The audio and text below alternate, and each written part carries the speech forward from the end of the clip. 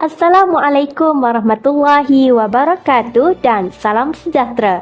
Saya Nur Safarina, wartawan Wix TV dan bersama saya Naufal selaku juru kamera.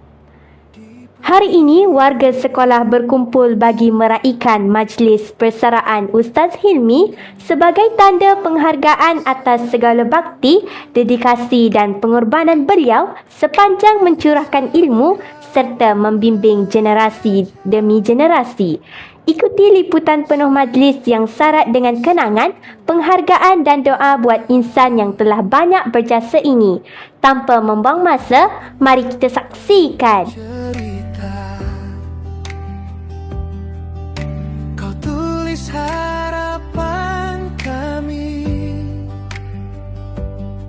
saat kami ragu melaju.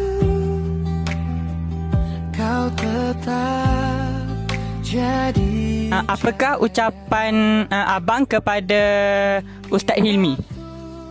Kepada ayahanda tercinta Ustaz Hilmi, selamat bersara. Terima kasih sebab banyak sangat-sangat berkorban untuk kami adik-beradik serta anak murid SMK Wataniah. Selamat bersara, semoga sentiasa sihat. Kau beri takkan pernah hilang. Terima kasih Jigan atas semua yang kau beri. Terima kasih Jigan, namamu tinggal di hati. Kami bawa ajaranmu ke jalan yang kami pilih. Apakah kenangan termanis Ustaz sepanjang Ustaz berkhidmat di SMK Agama Wataniah? Kenangan termanisnya antaranya ialah pelajar-pelajar STPM 2016 mendapat grade purata yang tinggi lah, 3.24.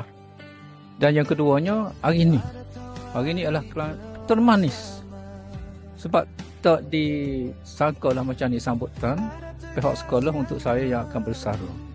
Terima kasihlah kepada SMKE Wataniah, pengurusan dia dan cikgu-cikgu dan pelajar-pelajar kerana buat mengadakan sambutan yang begini hebat bagi saya dan kehidupan saya.